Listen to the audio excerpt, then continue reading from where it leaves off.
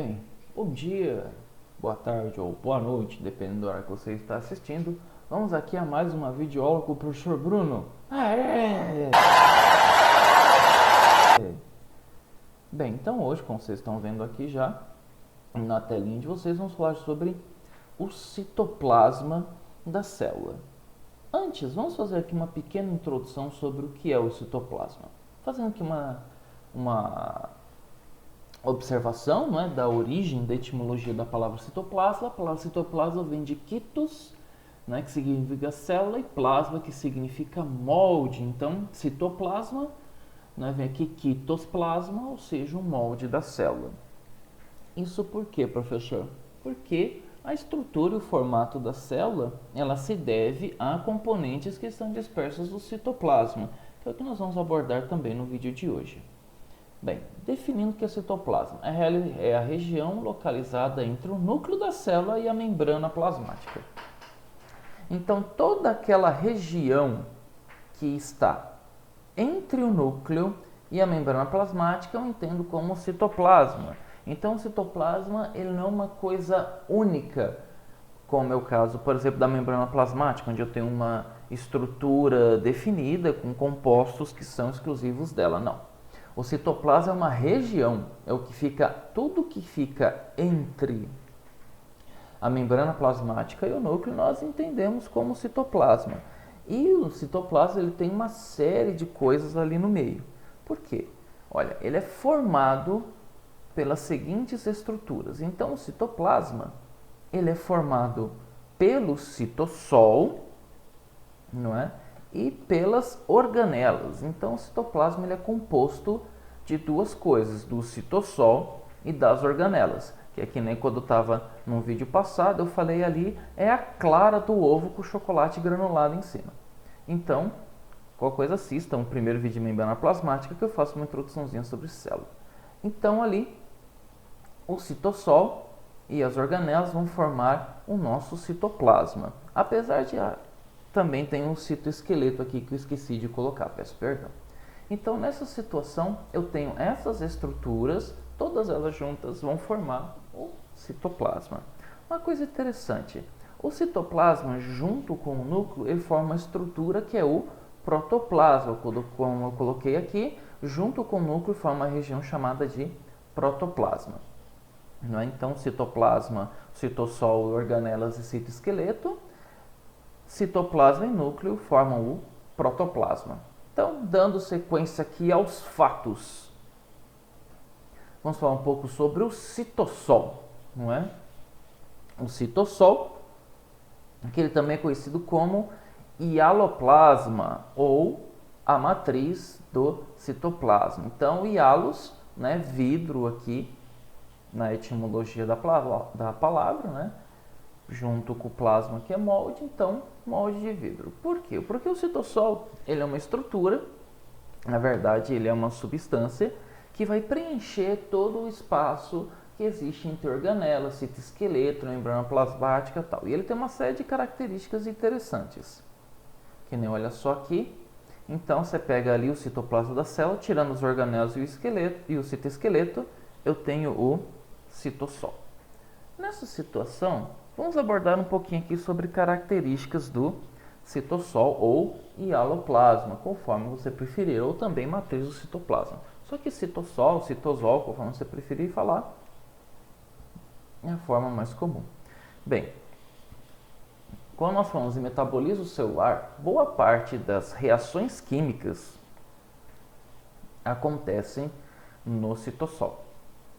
Então, parte dessas reações acontecem nessa região da célula, e mesmo porque o citossol nele vai estar disperso todos os nutrientes, moléculas químicas e tal que a célula absorve. Então, tudo aquilo que a célula absorve ou libera, a maioria das coisas na verdade, através dos processos de transporte transmembrana, ou seja, a água que entra e a água que sai da célula, os íons, as moléculas que entram e as moléculas que saem das células pelos processos de transporte passivo ou ativo, são moléculas, são substâncias, são nutrientes, é a água que está presente no citossol. Então ela está presente no citossol, quando ela sai da célula, a maioria deles, pelo processo de transporte, eles saem do citosol para o meio externo, e quando a célula ela faz transporte passivo, ativo, difusão simples, difusão facilitada, osmose, bombas como sódio, potássio, cálcio, etc., elas são do meio externo para o citossol e do citossol para o meio externo. Claro, você tem ali no meio a membrana plasmática que intermedia tudo. Contudo, esses nutrientes entram e saem da célula. Entra e sai! Sendo que a origem deles é o citossol. Eles saem do citossol e vão para o citossol. Tá? Outra coisa, ele pode conter uma consistência mais fluida ou viscosa. Por quê? Boa parte do citossol é composto por água. Então, ele não é algo sólido. Ele pode ser um pouco mais fluido, mais aquoso ou mais viscoso, né? Mais próximo de um gel. A viscosidade e a fluidez do citossol vão depender da quantidade de água e moléculas químicas, nutrientes que estiveram dispersos nele. Quanto mais água, mais fluido. Quanto menos água, mais viscoso será o citossol das células. Outra coisa, função: armazenar substâncias de reserva usadas pelas células. Como eu já falei anteriormente, tudo que chega na célula pelo transporte passivo ou ativo, ele chega, passa pela membrana plasmática e vai parar no citossol. Tudo que sai da célula pelo transporte passivo e ativo, até mesmo pelo transporte passivo e ativo, né? Ele vai sair do citossol para o meio externo. Então, o citossol é o depósito ali onde fica a água e os nutrientes de reserva, substâncias de reserva da célula que ela precisa para ser utilizada. Outra coisa, como eu já citei, constituição dele. Sendo um pouco mais específico, ele é formado por água, proteínas dissolvidas, eletrólitos. Aqui, na verdade, eletrólitos é um nome meio né? Que eu coloquei aqui, que na verdade são os íons, né? Então, você tem aqui os minerais, sódio, potássio, cálcio, por aí vai. Esse tem um nome muito genérico de eletrólitos, até consertar isso daqui. A glicose, compostos lipídicos, perdão. Então, compostos lipídicos, gorduras, carboidratos, íons de forma geral que entram na célula, eles ficam dispersos ali no citossol, assim como algumas proteínas que são dissolvidas também. Outra coisa, ele possui dispersos nele as organelas e o citoesqueleto, como eu já falei outrora. Então, as organelas e o citoesqueleto da célula, eles ficam dispersos ali no citossol. E ele encontra-se em movimento contínuo, que é a ciclose. A ciclose é um fenômeno que a célula ela movimenta ali o seu citoplasma. Contudo, essa ciclose ela é mais comum em células vegetais, não tanto em células animais e outras, mas principalmente em células fotossintetizantes, elas têm esse fenômeno da ciclose bem presente ali. Vamos falar um pouco agora do citoesqueleto. Então, o que é o citoesqueleto? Aqui, definição. É o conjunto de fibras de proteína filamentosa que dão suporte e formam a célula estendendo-se através do citoplasma. Então, o citoesqueleto, ele estende-se através do citoplasma e ele auxilia a dar forma e suporte à célula. Então, ele tem esse nome justo de citoesqueleto por quê? Porque ele é que vai auxiliar a célula a ter a sua forma. Então, a forma da célula não depende somente da membrana plasmática, mas também do citoesqueleto presente nela. Então, olha só aqui, uma foto de microscopia de fluorescência, onde mostra aqui mais ou menos o citoesqueleto. Então, olha só, ele colabora com os movimentos e transporte de substância. Mas como assim, professor? O citoesqueleto, ele colabora com os movimentos da célula. A célula tem movimentos de formação de estruturas, como é o caso, por exemplo, do processo de fagocitose, onde ela vai projetar os pseudópodos, né? Então o citoesqueleto participa dessa formação.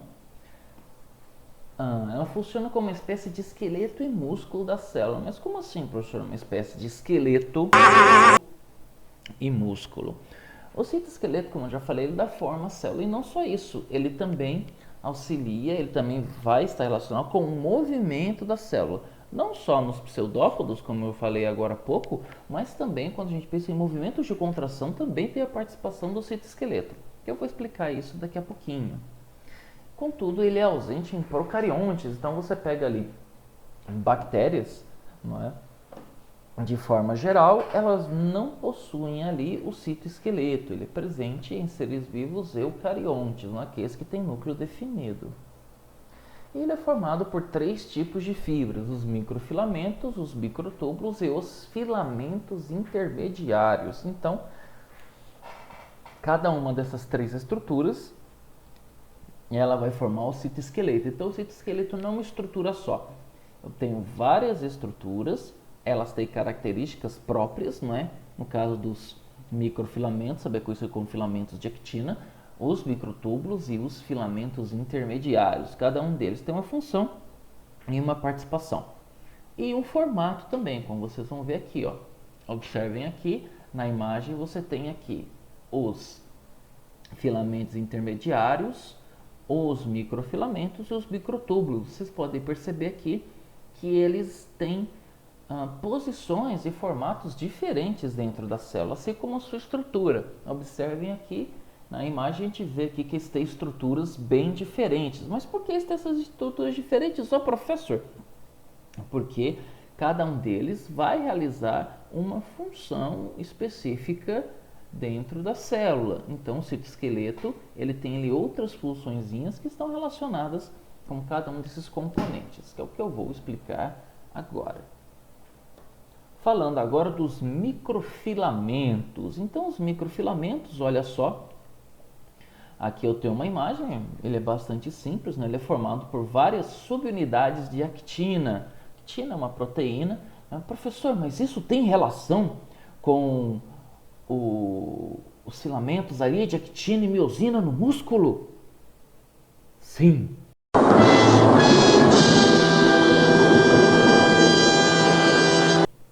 E isso é o que eu vou falar para vocês daqui a pouco.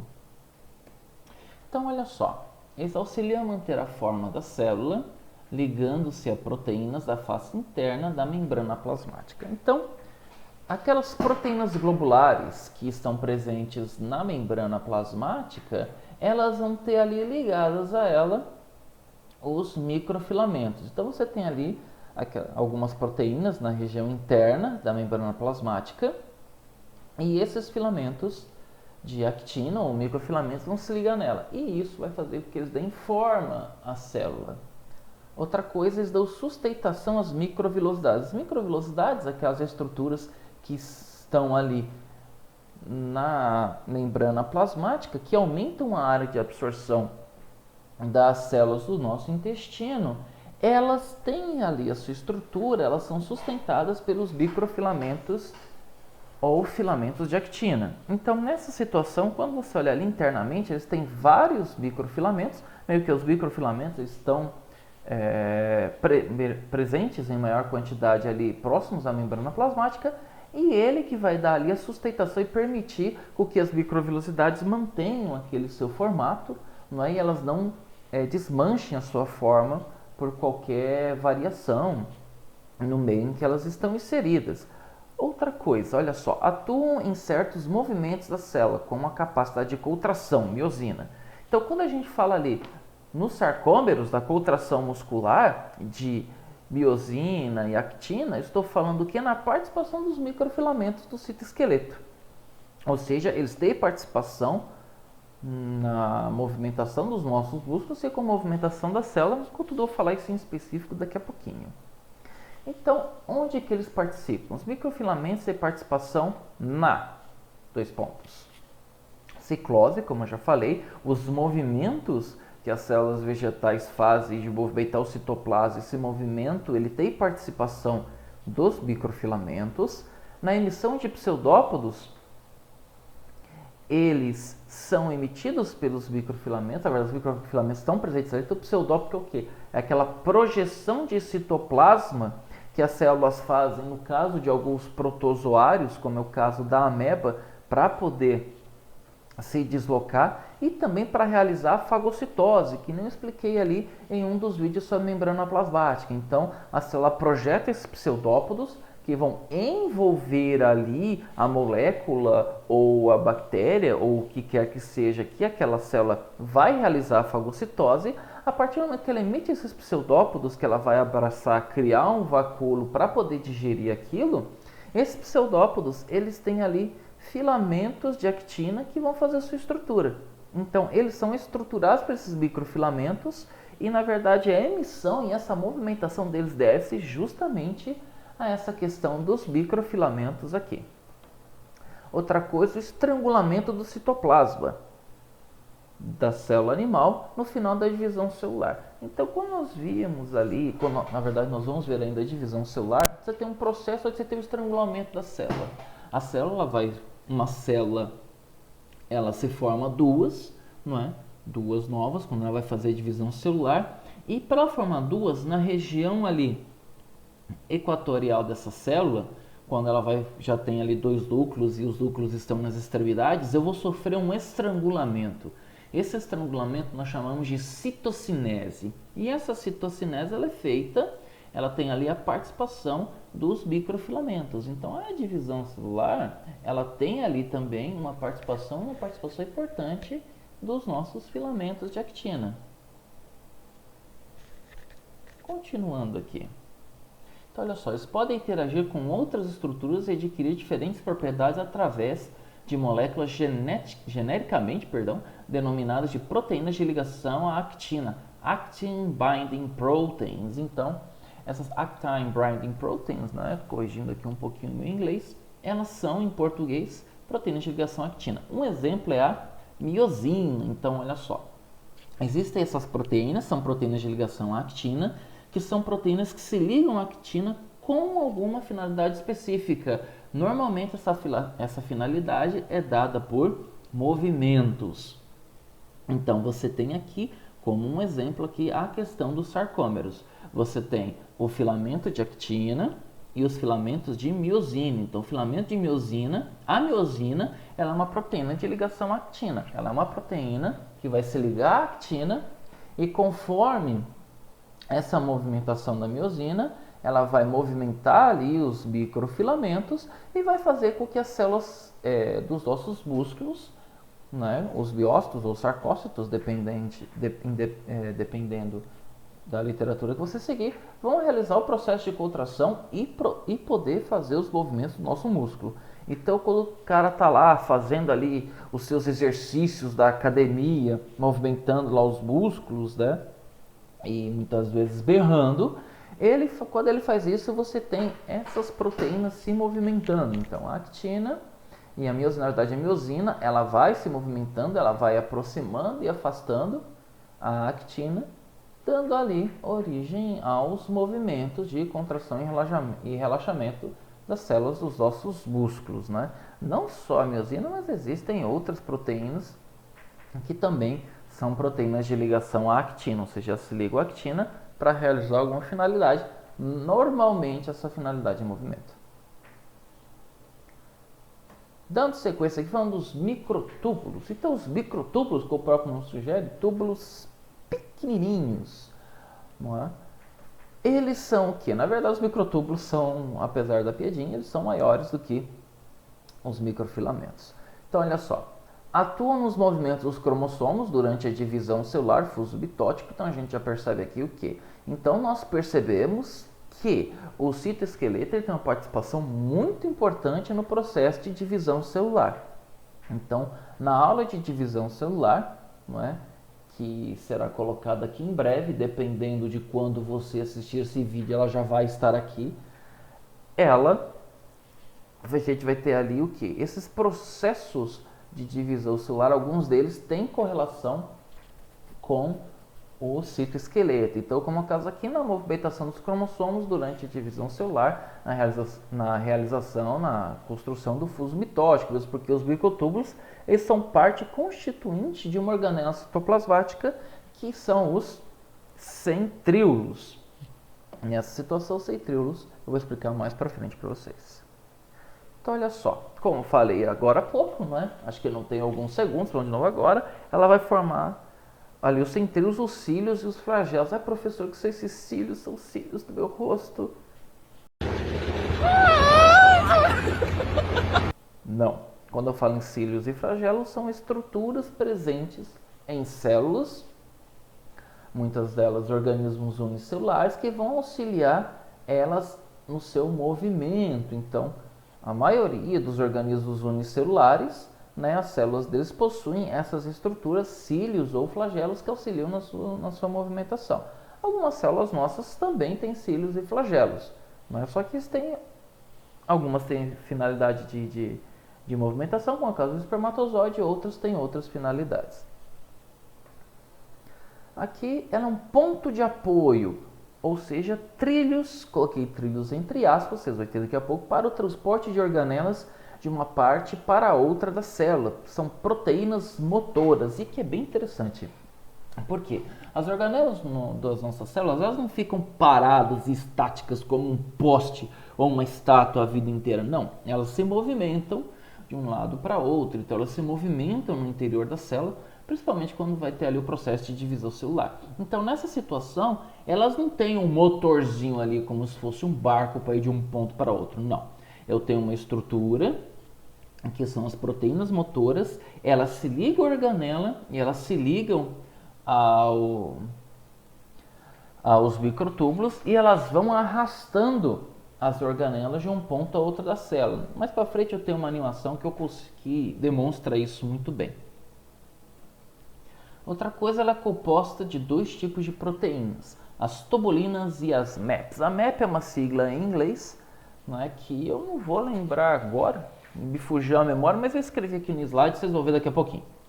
Então, você tem aqui dois tipos de proteínas que vão compor os microtúbulos. As tubulinas são as proteínas principais e essas MAPs que realizam algumas outras funções. Como é o caso aqui, as tubulinas são divididas em dois tipos, ou seja, eu tenho dois heterodímeros, eu tenho dois tipos aqui, que é a alfa-tubulina e a beta-tubulina, a tubulina alfa e a tubulina beta, não é, que formam esses heterodímeros de tubulina. Heterodímeros porque são duas proteínas que têm ali algumas diferenças, contudo formam um composto só.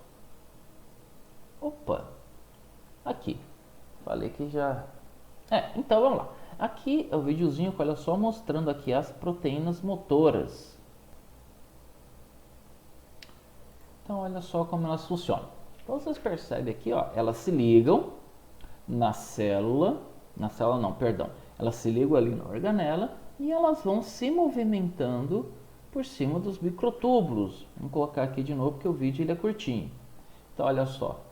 Então, elas vão literalmente tracionando, elas vão puxando as organelas, né, que são as proteínas motoras aí. Então elas fazem isso através de ligações químicas, né, que elas fazem no microtúbulo. Eu vou colocar de novo porque eu acho muito bonitinho esse vídeo. A proteína motora dando, parece desenho animado antigo, não tem? Aqueles desenhos da década de 20, 30, como por exemplo do Mickey, né, que tem esses andares assim bonitinhos. Acho bonitinho essas. Eita, voltou aqui sem querer. Eita. Então olha só. Então, de novo aqui, a gente percebe que ela vai tracionando. E elas fazem isso com todas as organelas das nossas células. Né? Tem outra ali puxando ali no fundo. Eu achei isso muito legalzinho.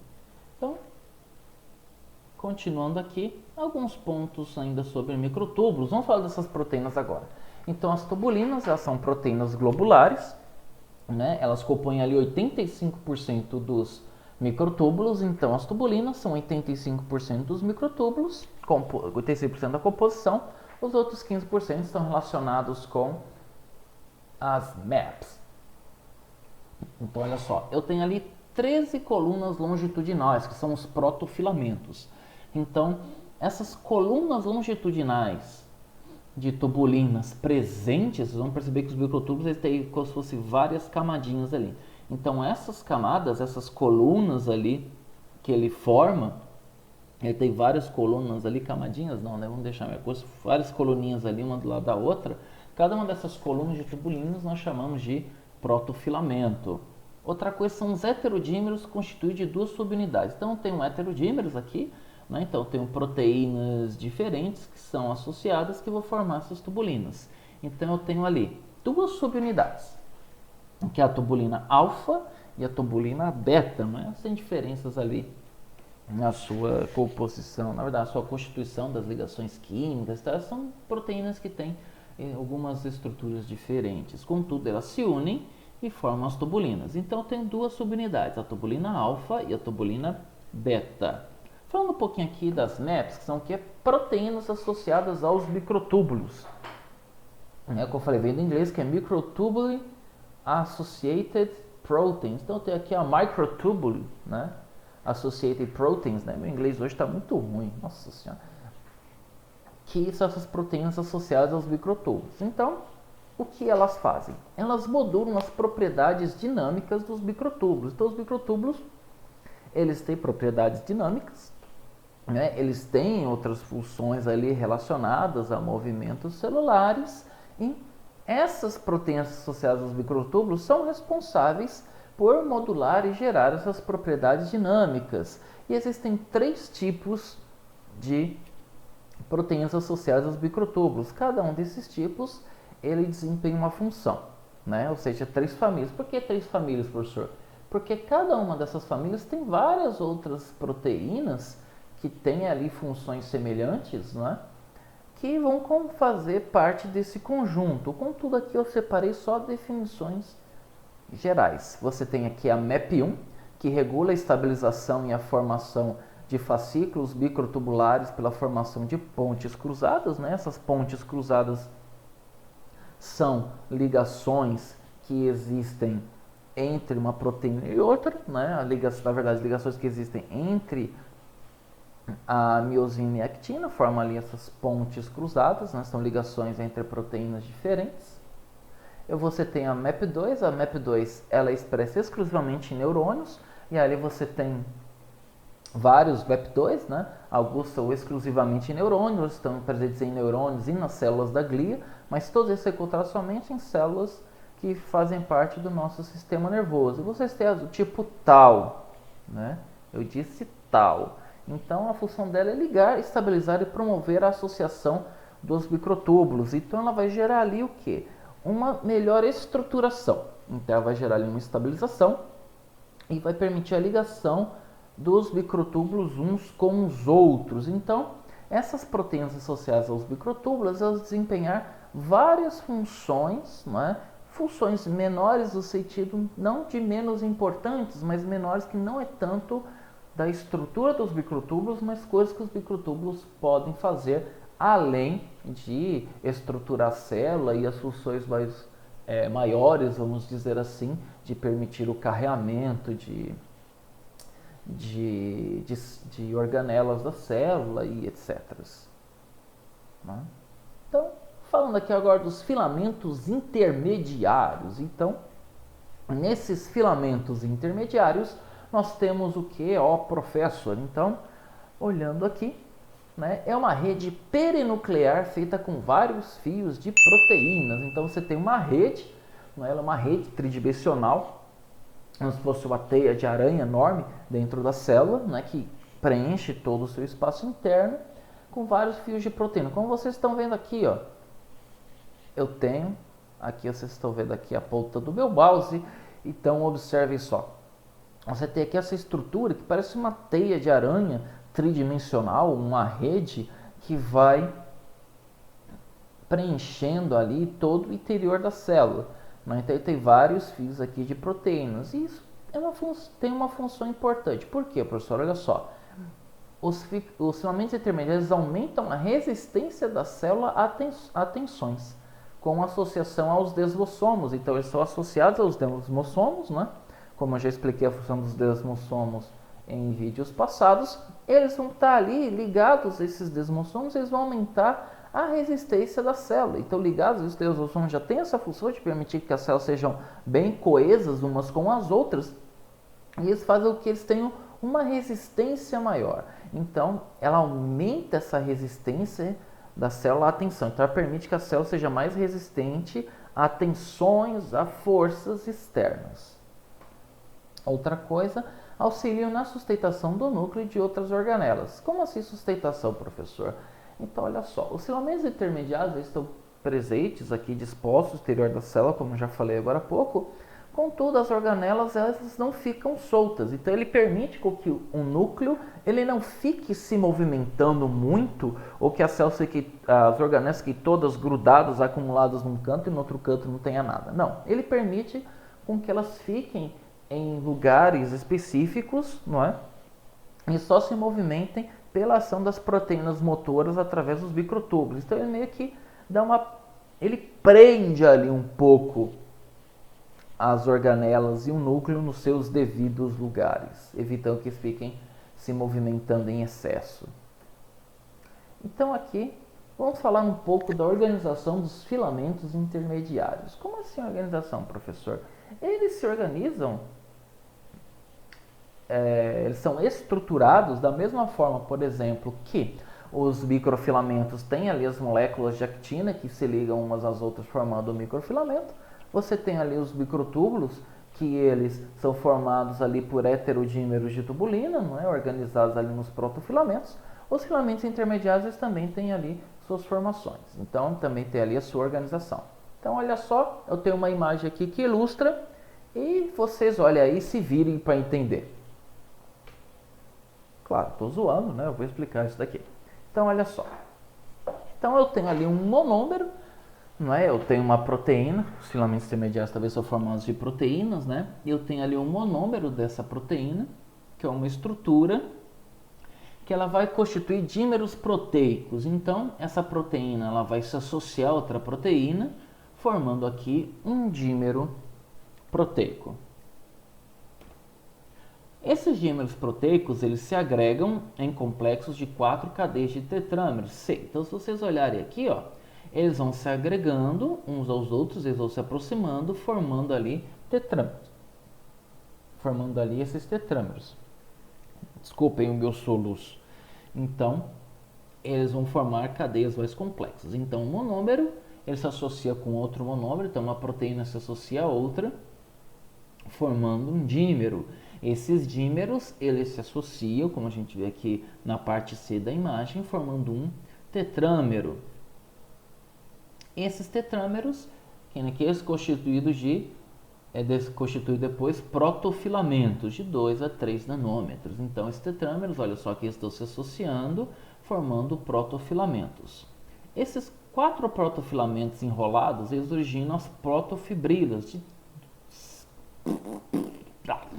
de 4 a 5 nanômetros. Então, olha só, você tem ali os tetrâmeros, eles vão se associando uns aos outros, formando aqui esses protofilamentos.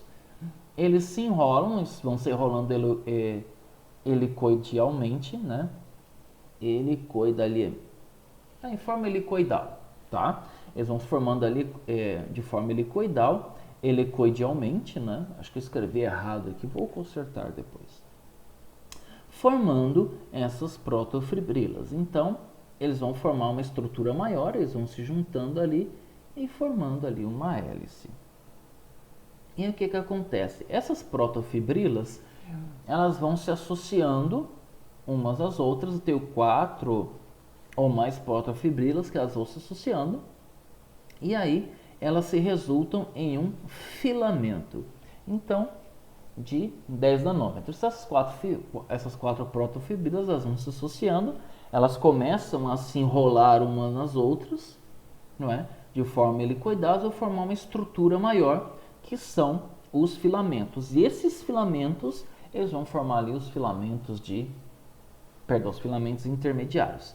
Então, recapitulando, eu tenho um monômero, em associa outro monômero formando um dímero. Esses dímeros, que são 2 monômeros, ou seja, 2 proteínas, elas juntas, não é? Enroladas, estruturadas de forma helicoidal, formam ali dois dímeros, formam um tetrâmero, né? Tetrâmeros se associam formando protofibrilas, protofibrilas se associam formando um filamento, e esse filamento é o que vai formar os nossos filamentos intermediários, certinho? Então, continuando.